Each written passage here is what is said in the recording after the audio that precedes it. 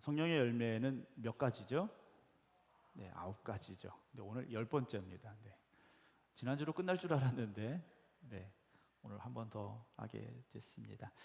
성령의 9가지 열매를 우리가 한 주간 계속 나눠왔고요. 오늘 최종적으로 좀 결론에 해당하는 말씀을 나누려고 합니다. 하나님이 원하시는 것이 무엇일까요? 하나님께서 우리에게 원하시는 것, 각자마다 고백하는 게 다 다를 겁니다. 누구는 하나님 나를 이렇게 살기를 원하십니다. 이렇게 살기를 원하십니다. 각자의 어떤 그런 고백들이 분명히 다 다르겠죠. 그런데 우리가 정리하고 요약하고 압축하고 또 압축해서 뭔가 답을 내야 된다면 하나님이 원하시는 건 예수님을 닮아가는 것. 하나님께서 우리에게 그것을 원하시지 않을까라는 생각을 합니다. 예수님께서 이 땅에 오신 제자들과 3년, 길게는 한 3년 반 동안 함께 하셨습니다. 그 시간 동안 제자들과 함께 먹고 자고 전도 다니시고 기적을 베푸시고 많은 시간을 함께 하셨어요. 저도 생각교회 부임하고 이제 3년 반이 지나갔습니다. 반 더 지나갔네요. 이제 8월 달이니까 예수님께서 그 긴 시간 동안 제자들과 항상 같이 하셨어요. 하루 24시간 어디든지 주님께서는 제자들과 함께 하셨다라는 거죠. 그 자신의 모든 것을 보여주셨고 가르치셨어요. 우리는 그 3년이라는 시간 동안 주님 제자를 가르치셨는데 결국 주님의 십자가 앞에서는 어떻게 됩니까? 수제자 베드로는 난 예수님을 모른다고 3번씩이나 부인하고 저주합니다. 가룟 유다는 예수님을 돈을 받고 팔았어요. 실패해도 그렇게 실패한 제자 양육이 어디 있을까? 이런 생각을 합니다. 그런데 그들이 어떻게 됩니까? 성령 충만함으로 인하여서 주님이 그들에게 보여주시고 가르쳐주신 그대로 살아갔다라는 거죠. 오늘 저와 여러분 직접 예수님을 만나지는 못했습니다. 그러나 성경을 통하여 우리에게 보여주신 주님의 그 말씀이, 주님의 가르치심이, 주님의 삶이 우리 안에 적용이 되어져야 되고, 우리가 주님의 제자가 되어서 주님을 닮은 사람으로 살아가야 되죠. 그럴 때 우리 안에 성령이 역사하시게 되고, 성령이 역사하시면 당연히 우리는 뭡니까? 성령의 열매를 맺어가는 삶이 될 수 있습니다. 그러니까 성령의 열매를 맺는다라는 건 주님을 닮아가는 제자들의 삶 속에서 당연하게 맺어져야 되는 열매라는 거죠. 오늘 22절, 23절 성령의 9가지 열매를 말씀하고 있으면서 이 같은 것을 금지할 법이 있습니까? 없습니까? 없다 그랬어요. 이 같은 것을 금지할 법이 없다. 이게 무슨 말일까? 더 자세하게 말씀드리면 성령의 열매들에 관해서는 법이 있을 수가 없다라는 거죠. 사랑의 법은 이겁니다 하고 지킬 수 있는 것이 아니라는 거죠. 설령 그런 법이 있다고 해서 그렇게 똑같이 한다고 해서 그것은 성령의 열매가 아니라는 겁니다. 여러분 바리새인들을 기억해 보시죠. 바리새인들이 율법에 어긋난 일을 했습니까? 아니에요. 율법 그대로 살았어요. 그런데 주님 보시기에는 어땠습니까? 외식하는 자들, 진짜가 아니었다라는 거죠. 오늘 저와 여러분들이 예를 들어 사랑의 법이 있고 실학의 법이 있어서 자, 사랑은 이렇게 하는 겁니다. 법이 다 있어요. 그럼 그렇게 똑같이 했습니다. 사랑의 그건 성령의 열매가 아니라는 거죠. 이건 법으로 규정할 수 있는 것이 아니라는 겁니다. 무엇이겠습니까? 그렇다면 무엇이겠는가라는 거죠. 성령이 우리 안에 거하시면서 우리의 삶 속에 그런 열매들이 나타나게 되는 자연스러운 삶, 자연스러운 현상이 되어져야 되는데, 그것은요 주님을 닮은 성품, 주님을 닮아가는 그런 마음을 가지고 율법에 복종하는 것이 아니라 예수 그리스도께 복종하고 성령의 능력과 인도하심을 따라 살아갈 때 나타나는 거지 않습니까? 우리가 지금 수요일날 저녁에 갈라디아서 말씀 강의하고 있어요. 앞으로 이 말씀도 한 번 더 나눠야 되는데, 갈라디아 교회의 문제가 지금 뭐라고 그랬습니까? 네, 오늘은 수요일이 아니니까 기억 안 나셔도 상관없어요. 수요일에 나와 주일날 오후에 나는 다르죠. 상관없습니다. 갈라디아 교회가 바울이 복음을 전해서 그 복음으로 그들이 은혜 받고 구원받은 사람들이지 않습니까? 그런데 나중에 어떤 사람이 왔습니까? 아니야, 할례도 받아야 되고 율법도 지켜야 돼 라고 말하는 사람들이 온 거예요. 근데 갈라디아 교인들이 들어보니까 뭔가 그럴듯해요. 저 사람들은 우리보다 훨씬 먼저 하나님을 믿었던 사람들이에요. 근데 그 사람들이 와서 이렇게 얘기하니까 그렇게 해야 될 것 같아요. 그래서 그들이 어떻게 합니까? 복음을 떠나서 율법으로 돌아서기 시작했지 않습니까? 그걸 보고 바울이 그들을 책망하면서 쓴 편지가 바로 갈라디아서라고 말씀을 드렸어요. 자, 수요일에 내가 잠깐 생각이 나시죠? 네. 이 정도 했으면 생각나야 돼요. 네. 이래도 생각이 안 나시면 네, 따로 오시기 바랍니다. 네. 네, 따로 개인 과외를 받으셔야 돼요. 그래서 지금 성령의 열매라고 말하는 건 다시 말씀을 되짚어 말하면 율법의 열매가 아니라는 겁니다. 사랑과 희락과 화평과 오래 참음과 자비와 양선과 충성과 온유와 절제. 여러분 사실 이건요, 우리가 어떤 인격적으로 어떤 나의 노력으로 비슷하게는 만들어낼 수 있어요. 사랑해야지, 오늘은 내가 사랑의 열매를 맺어봐야지 하고 내 안에 사랑이 없지만 사랑하는 척 얼마든지 할 수 있어요. 그건 성령의 열매가 아니라는 거죠. 어떻게 된 겁니까? 우리의 됨됨이가 바뀌어야 되는 겁니다. 그러니까 진짜 내가 세상 말로 하면 뒤집어져야 된다라는 거예요. 완전히 변화되어져서 성령이 역사하시고 성령이 이끄시는 대로 우리가 변화되어는 열매, 그게 바로 성령의 열매라는 거죠. 근데 이게 한 번에 되지는 않습니다. 성령님께서 우리 안에 역사하실 때 그걸 내 안에 심어주셔요. 그걸 우리가 잘 만들어가는 겁니다.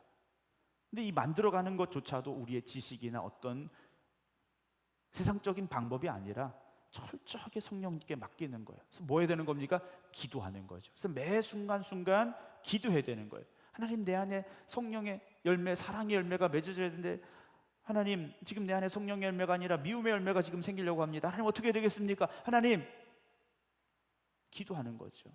하나님께서 길을 보여주시고 그렇게 우리가 열매를 맺어가는 거죠. 자, 열매는 갑자기 짠 하고 맺히는 열매는 하나도 없습니다. 열매는 시간이 걸려요. 수고함이 있어야 되고 양분을 빨아 먹어야 되고, 그렇게 나오는 최종적인 게 열매지 않습니까? 그러니까 오늘 우리는 그 열매를 향하여 지금도 뭐 하고 있는 겁니까? 나아가고 있는 거예요. 그러니까 여러분, 지금 우리가 좌절할 필요가 없습니다. 난 사랑이 부족한 것 같아, 희랑이 부족한 것 같아, 화평이 부족한 것 같아. 여러분, 낙심할 필요 없어요. 근데 중요한 건 이 9가지 열매가 다 있어야 된다라는 겁니다. 9가지 열매가 다 있어야 돼요. 어떤 분이 그렇게 비유를 하셨어요. 포도송이가 아니라고 얘기를 했어요. 포도송이에 포도가 여러 개 달려 있지 않습니까? 그럼 그 중에 상한 게 있으면 잘라내고 먹으면 돼요. 근데 그 귤은 어떻습니까? 그 안에 조각조각이 다 있잖아요. 물론 그 안에 상한 걸 아까우니까 그것만, 그 주변만 발라내고 먹을 수 있기도 하겠지만 그럴 수는 없다라는 거죠. 오늘 우리가 한번 내 자신을 돌아봐야 돼요. 내가 내 안에 사랑의 열매, 희락의 열매는 있는데 화평의 열매가 없다. 아직 아니라는 거죠. 아직도 부족하다라는 겁니다. 우리가 뭐 예전에 이렇게 수련회 같은 거, 아이들 수련회 하면 코스별로 이렇게 하는 게 있어요. 임무를 수행해야 되는 게 있습니다. 그러면 1번 코스 통과, 2번 코스 통과. 그런 게 아니라는 거죠. 이 성령의 열매는 전체적으로 아름답게 조금씩 성숙해 나아가면서, 성장해 나아가면서 그리스도의 완전함으로 닮아가는 저희들 속에 나타나는 열매가 되어져야 됩니다. 그러니까 사랑의 열매, 희락의 열매, 화평의 열매 따로따로가 아니라는 거예요. 이것이 모두가 다 연결되어져 있다라는 거죠. 그리고 그것이 균형적으로 잘 열매 맺어야 돼요. 그래서 뭐 예를 들어서 9가지 열매가 다 정말 잘 맺어야 되는데 그 중에 8가지는 잘 돼 있는데 예를 들어 사랑의 열매가 없다면 안 된다라는 거죠. 그러니까 우리가 한번 내 자신을 돌아봐야 돼요. 나에게 부족한 게 지금 뭐가 있는가? 나 안에 부족한 열매가 무엇인가를 돌아보고요, 성령님께 간구해야 됩니다. 하나님, 내가 이 성령의 열매들을 잘 맺어가야 되는데 하나님, 나에게 이런 거 부족한 것 같습니다. 이게 잘 안 되는 것 같아요. 하나님, 나를 도와주세요. 나를 도와주세요. 여러분, 기도하셔야 됩니다. 그래서 24절에 그리스도 예수의 사람들은, 바울은 그냥 교회 다니는 사람들 이렇게 얘기하지 않았어요. 그리스도 예수의 사람들입니다. 우리를 구원하신 예수님에게 속한 사람들이에요. 저와 여러분들은 물론 생극감리교회라는 이 교회 안에 속한 사람들이지만 이걸 뛰어넘어서서 우리는 누구의 사람들입니까? 그리스도 예수의 사람들이에요. 그리스도 예수의 사람들은 어떤 사람들이냐? 육체와 함께 그 정욕과 탐심을 어떻게 했습니까? 십자가에 못 박은 사람들이에요. 그러니까 우리는 과거에 우리 가지고 있던, 옛사람이 가지고 있던 인간적인 정욕과 탐심은 십자가에 못 박아서 옛사람이 죽어져야 된다라는 거죠. 옛사람이 죽어져야만 이제는 어떻게 되는 겁니까? 성령의 열매를 맺을 수가 있다라는 거죠. 옛사람이 죽어지지 않으면, 나의 정욕과 탐심을 육체와 함께 십자가에 못 박지 않으면 우리는요, 온전한 성령의 열매를 맺는 사람이 될 수가 없습니다. 계속해서 실패할 수밖에 없어요. 그러나 나의 육체와 함께 그 정욕과 탐심을 십자가에 못 박은 사람은 오늘 실수하지만 그걸로 뭐 하는 겁니까? 조금 더 성숙해지는 거예요. 조금 더 성장하는 거예요. 조금 더 완전함을 향해 나아가는 거예요. 그래서 점점 더 성숙해져서 온전한 열매를 맺어가는 사람들이 될 수 있다라는 거죠. 물론 우리가 날마다 성령의 열매를 맺어가는 데에는요, 우리의 의지와 선택이 필요합니다. 내가 그렇게 살겠습니다라는 의지가 있어야 돼요. 여러분, 열매가 가만히 앉아 있는다고 열매가 맺어지지 않습니다. 성령의 열매는 더군다나 우리가 가만히 밥만 먹는다고 열매가 맺어지는 것 절대 아니라는 거죠. 교회만 다닌다고 되는 게 아니라는 겁니다. 그 열매를 맺기 위한 나의 의지와 그리고 그것을 선택하고 행동하겠습니다라는 결단이 분명히 있어야 된다라는 거죠. 이건 영적인 싸움입니다. 영적인 싸움에서 이겨내지 못하면 열매 맺을 수가 없는 겁니다. 율법으로 겉으로 그럴듯하게 해서 되는 것이 아니라는 거죠. 하나님의 은혜 안에서 구원받은 우리가 그 감사함을 가지고 우리 안에 임재하신 성령의 도우심을 따라서 우리가 그렇게 열매 맺는 거예요. 디도서 2장에 보게 되면 모든 사람에게 구원을 주시는 하나님의 은혜가 나타나 우리를, 그 다음에 뭐라 되냐면 양육하시되 그랬어요. 모든 사람에게 구원을 주신 하나님의 은혜가 나타나서 우리를 양육하신다. 즉 은혜가 우리 안에 충만함으로 그 은혜로 우리가 양육되어져야 된다는 거죠. 미움으로, 원망으로, 불평으로 살지 아니하고 은혜가 충만하여서 은혜로 우리가 양육되어지는 삶을 살아야 되는 겁니다. 그 수국이라는 꽃을 보면요, 똑같은 수국도요, 어떤 땅에 심느냐에 따라서 꽃잎의 색깔이 바뀝니다. 땅의 성분이 뭐냐에 따라서 보라색이 되기도 하고 흰색이 되기도 하고 분홍색이 되기도 하고요, 색깔이 전혀 다른 꽃이 됩니다. 여러분, 우리가 은혜 안에 심기어진 영적인 나무들이 되기를 원합니다.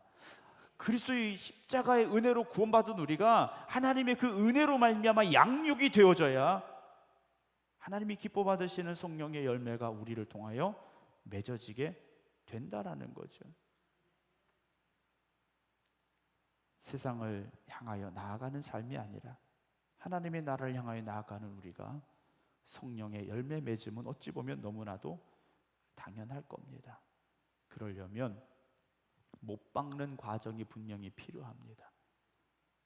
세상이 우리를 유혹할 때, 우리를 그런 길로 끌어갈 때 노라고 말할 수 있어야 돼. 아니다라고 우리는 말할 수 있어야 됩니다. 우리가 가지 말아야 될 곳 가지 말고, 보지 말아야 될 곳 보지 말고, 듣지 말아야 될 곳 듣지 말고, 말하지 말아야 될 것 말하지 말고, 그러면서 우리가 우리를 성령의 충만한 삶을 지켜가는 삶으로 살아가야 되고, 그런 과정들을 통하여 은혜 안에서 이 성령의 열매를 맺어가게 된다라는 거죠. 그래서 25절에 만일 우리가 성령으로 살면 또한 성령으로 행할지다, 행할지니 라고 바울은 말하고 있습니다. 성령으로 살고 있으니 라고 말해요. 우리가 우리 안에 하나님 허락하신 성령이 계시기 때문에 그 성령으로 말미암아 우리가 살아가야 된다라는 거죠. 우리의 생각하는 것도, 우리의 말하는 것도, 우리 행동하는 것도 성령님께서 이끌어 주셔야 되고요, 성령의 함께 하심 가운데서 살아갈 수 있어야 됩니다. 갈라디아서 2장 20절에 바울이 그랬지 않습니까? 내가 그리스도와 함께 십자가에 못 박혔나니 그런즉 이제는 내가 사는 것이 아니라 오직 내 안에 누가 사십니까? 그리스도께서 사시는 것이다. 그래서 여러분 그렇게 살아가시기 바랍니다. 내가 죽어질 때 내 안에 그리스도께서 살아 역사하시는 것이고요, 내가 세상으로부터 멀어질 때 성령께서 내 안에서 역사하신다라는 거죠. 그렇다면 우리는 어떻게 살아야 됩니까? 성령으로 살면 이제는 성령으로 행하는 삶이 되어져야 된다라고 말합니다. 성령님께서 우리를 이끄시고 명령하십니다. 그러면 그 명령에 그대로 우리가 순종해야 된다라는 거예요. 우리 안에 성령님이 계시면 끊임없이 우리에게 말씀하세요. 여러분 우리가 차를 운전을 할 때에도 요즘은 이제 다 내비게이션에 목적지를 입력하고 가지 않습니까? 그러면 목적지를 향해 갈 수 있도록 계속해서 알려줘요. 우회전해야 되고 좌회전해야 되고 뭐 몇 킬로를 직진해야 되고 다 알려줘요. 그럼 내가 만약 우회전하라고 했는데 좌회전했어요. 그럼 어떻게 됩니까? 띵띵거리면서 다시 알려주지 않습니까? 경로를 이탈했으니까 다시 돌아가라고. 우리 안에 그 음성이 들려야 됩니다. 저 여러분들 안에 그 성령의 음성이 들려져야 돼요. 그리고 들으시기 바랍니다. 순종하셔야 돼요. 가라는 길로 가야 되고 하라는 일을 우리가 해야 되죠. 이게 무엇입니까? 성령이 우리를 이끌어 주시는 겁니다. 성령의 인도하심이에요. 여러분 그 길을 따라가셔야 우리가 성령의 열매를 맺습니다. 물론 너무 우리가 그쪽에 또 치우치다 보면 잘못된 길로 갈 수 있어요. 은사주의에 빠질 수 있습니다. 그러니까 성령의 은사, 성령의 열매가 우리가 구분을 짓는데 여러분 성령의 은사보다 성령의 열매가 중요합니다. 여러분 너무 은사에 치중하면요 미혹될 수 있어요. 그러나 성령의 열매에 집중하면 절대 다른 길로 가지 않습니다. 물론 여러분 방언과 예언, 치유 정말 중요하고 좋죠. 그러나 그거 없어도 됩니다. 방언 못 하셔도 돼요. 그러나 성령의 열매는 맺어야 됩니다. 성령의 열매 없이 방언만 한다? 여러분 이건 문제입니다. 성령의 열매 없이 예언만 한다? 진짜 문제입니다.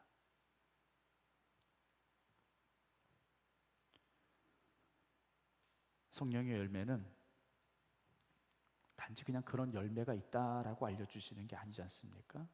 우리가 그런 열매를 맺어야 된다고 우리에게 요구하고 요청하시는 거예요. 하나님은 그렇게 우리가 살기를 원하십니다. 그런 열매 맺기를 하나님은 기대하고 계셔요. 그래서 예수님 닮은 우리가 되기를 하나님은 바라고 계십니다. 물론 그것이 우리의 힘으로 가능하냐? 불가능하죠. 그래서 성령님을 보내주신 겁니다. 제자들이 성령 충만함으로 변화되었지 않습니까? 그들이 120여 명이 모여서 야 우리 복습하자 한 거 아니에요. 자 예수님 말씀하신 거 적었지? 가져와봐. 몇 월 며칠 뭐라고 말씀하셨어? 빨리 외워. 이래서 된 게 아니지 않습니까?